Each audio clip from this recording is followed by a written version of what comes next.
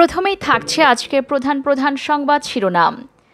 চীনে কোরআন মজিদ অ্যাপ সরিয়ে নিয়েছে অ্যাপল।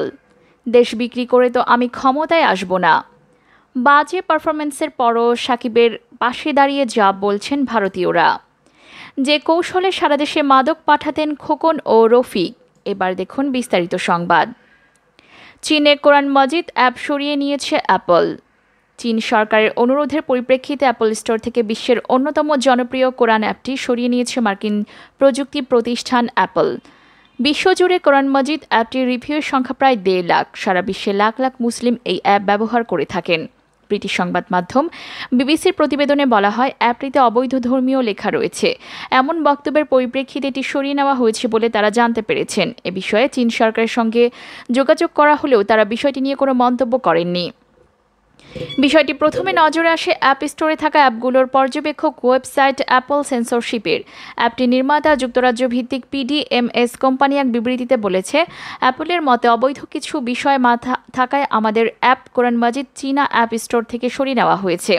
প্রতিষ্ঠানটি আরও জানায়, বিষয়টি সমাধানের জন্য আমরা চীনের সাইবার স্পেস প্রশাসন ও সংশ্লিষ্ট কর্তৃপক্ষের সঙ্গে যোগাযোগের চেষ্টা করছি।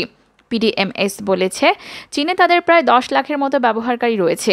কোরআন মজিদ অ্যাপ সরিয়ে নেওয়ার বিষয়ে কোনো মন্তব্য করতে রাজি হয়নি অ্যাপল। তবে মানবাধিকার বিষয়ে তাদের নীতির কথা উল্লেখ করেছে তারা। অ্যাপলের এই নীতিতে বলা হয়েছে, আমাদের স্থানীয় আইন মেনে চলতে হয়। জটিল কোনো বিষয়ে সরকারের সঙ্গে দ্বিমত পোষণ করলেও এটা করতে হয়। তবে অ্যাপটি চীনের কোনো আইন ভঙ্গ করেছে তা এখনও স্পষ্ট নয়। সারা বিশ্বে এই অ্যাপ 3.5 কোটির বেশি মুসলিমের আস্থা অর্জন করেছে। এদিকে দেশ বিক্রি করে তো আমি ক্ষমতায় আসব না। প্রধানমন্ত্রী শেখ হাসিনা বলেছেন, 2001 সালে গ্যাস বিক্রির মুচলেকা দিইনি বলে ক্ষমতায় আসতে দেওয়া হয়নি। দেশ বিক্রি করে তো আমি ক্ষমতায় আসব না, এটাই বাস্তব।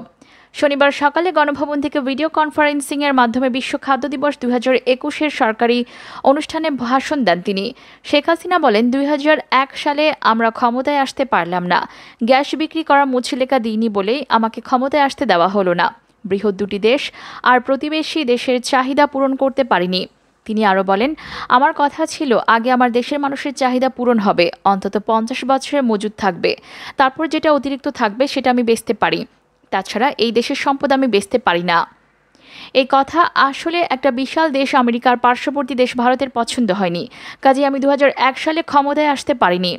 অনুষ্ঠানে খাদ্য উৎপাদন ও কৃষির আধুনিকায়নে বর্তমানে সরকারের বিভিন্ন পদক্ষেপের কথা তুলে ধরেন প্রধানমন্ত্রী। শেখ হাসিনা বলেন, মহামারীর শুরুর দিকে আমি আহ্বান জানিয়েছি যে আমাদের 1 ইঞ্চি জমিও যেন অনাবাদি না থাকে। সারা বিশ্বের অনেক দেশে এখন খাদ্যের অভাব, অনেক দেশ দুর্ভিক্ষ অবস্থার দিকে চলে যাচ্ছে। জাতির পিতার ভাষায় বলতে হয়, বাংলাদেশের মাটি আছে, মানুষ আছে, আমরা যেন খাদ্যের অভাবে আর কখনো না ভুগি। উত্তরবঙ্গ আওয়ামী লীগ সরকার আমলেই মঙ্গামুক্ত হয়, মঙ্গামুক্তই থাকবে। বাংলাদেশে কখনো যেন আর দুর্ভিক্ষ হতে না পারে। কৃষি জমি কোনো মতেই যেন ক্ষতিগ্রস্ত না হয়। আমরা উৎপাদন করব, উন্নয়ন করে যাব, তবে সে উন্নয়নটা আমাদের কৃষি জমি সংরক্ষণ করেই করতে হবে। প্রধানমন্ত্রী আরও বলেন, খাদ্যের অপচয়টা কমাতে হবে, অপচয় যেন না হয়। সারা বিশ্বে কিন্তু একদিকে খাদ্যের অভাব, অপরদিকে কিন্তু প্রচুর খাদ্যের অপচয় হয়। এই অপচয় যেন না হয়, বরং যে খাদ্যগুলো অতিরিক্ত থাকে সেটাকে আবার পুনর্ব্যবহার করা যায় কিভাবে, সেটার বিষয়ে আমাদের চিন্তা করতে হবে। সে ধরনের ব্যবস্থা আমাদের নিতে হবে। উদ্বৃত্ত যে খাদ্যটা থাকবে বা আপনি খেতে বসেও যে খাবারটা বেশি থাকবে সেটাও কিভাবে পুনর্ব্যবহার করা যায়, অন্য চাহিদা পূরণ করা যায় কিনা সেটাকে গবেষণার মধ্যে রাখা দরকার। কৃষি সম্প্রসারণ ও খাদ্য উৎপাদন বাড়াতে সরকারের নেওয়া বিভিন্ন পদক্ষেপের কথা তুলে ধরেন প্রধানমন্ত্রী। তিনি বলেন, খাদ্য নিরাপত্তা, খাদ্য চাহিদা ইনশাল্লাহ আমরা পূরণ করে যাব। হতদরিদ্র মানুষের মাঝে বিনামূল্যে খাদ্য দিয়েও তাদের খাদ্য চাহিদা আমরা পূরণ করব। আমাদের লক্ষ্যই হচ্ছে বাংলাদেশের মানুষের খাদ্য নিরাপত্তা, পুষ্টি নিরাপত্তা নিশ্চিত করা। উৎপাদিত খাদ্যের মান ঠিক রাখার তাগিদ দিয়ে শেখ হাসিনা বলেন, খাদ্য শুধু উৎপাদন না, খাদ্যের মানটা যেন ঠিক থাকে। বীজ উৎপাদনে বিভিন্ন গবেষণা করা হচ্ছে উল্লেখ করা প্রধানমন্ত্রী বলেন, বীজ আমরা উৎপাদন করব, আমরা অন্যের উপর নির্ভরশীল থাকব না। সরকারিভাবে উৎপাদন করবে। বীজ মানসম্পন্ন বীজ সংগ্রহ এবং যথাযথ সংরক্ষণ করতে হবে। এদিকে বাজে পারফরমেন্সের পরও সাকিবের পাশে দাঁড়িয়ে যা বলছেন ভারতীয়রা। বাংলাদেশের অলরাউন্ডার সাকিব আল হাসানকে নিয়ে অনেক স্বপ্ন ছিল কলকাতা নাইট রাইডার্সের। সাকিবকে 3.2 কোটিতে কিনে নেয় ফ্র্যাঞ্চাইজিটি। KKR-এর লাকি চার্ম বলা হচ্ছিল তাকে। কিন্তু আইপিএলে সংযুক্ত আরব আমিরাতের পর্বে অবহেলিত ছিলেন তিনি। টানা 9 ম্যাচ ডাগ আউটে বসে দর্শক হয়ে কাটিয়ে দেন। পরে সুযোগ পেয়ে পারফরমেন্সের ঝলকও দেখিয়েছেন, কিন্তু শেষ 2 ম্যাচে ছিলেন একেবারে অনুজ্জ্বল। ফাইনালের মতো গুরুত্বপূর্ণ ম্যাচে প্রথম বলেই আউট হয়ে গেলেন, রানের খাতা খুলতেই পারলেন না। আগের ম্যাচেও ডাক মেরেছিলেন সাকিব, অর্থাৎ ব্যাট হাতে নিজের নামে সুবিচার করতে পারেননি এই অলরাউন্ডার। শুক্রবার রাতে ফাইনালে চেন্নাইয়ের বিপক্ষে 14.5 ওভারে নামেন সাকিব। তিনি কার্যত ছিলেন কেকেআরের শেষ ভরসা, কিন্তু 0 রানে তিনি আউট হওয়ার পর কেকেআর স্কোর দাঁড়ায় 15 ওভারে 6 উইকেট 120 রান। সেখান থেকে আর ম্যাচ বের করে নিতে পারেনি কলকাতা। 27 রানে হেরে শিরোপা হাতছাড়া হয় কলকাতার। ফাইনালে এমন বাজে পারফরমেন্সের কারণে ভারতে সমালোচিত হওয়ার কথা সাকিবের, কিন্তু না, সমালোচনা না করে সাকিবের পাশে দাঁড়িয়েছে ভারতীয়রা। তারা বলছেন 193 রান তাড়া করতে নেমে সাকিবকে 3-এ নামানো উচিত ছিল, কিন্তু 7-এ নামানো হলো তাকে। ওই সময় কার্যত প্রতিটি বলেই মারতে হতো, ফলে অভাবনীয় কিছু ছাড়া কোনো উপায় ছিল না। সাকিবের ভারতীয় ভক্তদের এমন যুক্তিকে অনেকে খোঁড়া বলেও মনে করলেও বোলিংয়ের ক্ষেত্রে আবার একমত সবাই। ভারতীয় ক্রিকেট প্রেমীদের বক্তব্য, সাকিব তার ওভারে ঠিকই উইকেট আনার সুযোগ করে দিয়েছিলেন, কিন্তু কলকাতার উইকেট কিপার সেই সুযোগ হাতছাড়া করেছেন। আর ওই ঘটনায় গোটা ম্যাচের চেহারা বদলে দেয়। রানের চাপায় পিষ্ট হয় কলকাতা। ফাইনালে বল হাতে সাকিব ভালো শুরু করেছিলেন, পরে আর ভালোটা ধরে রাখতে পারেননি। 3 ওভারে 33 রান দেন। এর কারণ হিসেবে কলকাতার উইকেট কিপার দীনেশ কার্তিককে দুষছেন ভারতীয়রা। তারা বলেছেন, নিজের দ্বিতীয় ওভারে চেন্নাইয়ের প্রোটিয়া তারকা ফাফ ডুপ্লেসিকে আউট করার সুযোগ পেয়েছিল কেকেআর। সাকিবের করা লেগের বাইরে ফুল লেন্থের বল ড্রাইভ করতে গিয়ে মিস করেন ডুপ্লেসি। ক্রিজ ছেড়ে বেরিয়ে যান, বল চলে যায় কিপারের কাছে, আর ডুপ্লেসিকে স্টাম্পিং করার মোক্ষম সুযোগ হাতছাড়া করেন দীনেশ কার্তিক। কার্তিক আসলে বলটা ধরতেই পারেননি।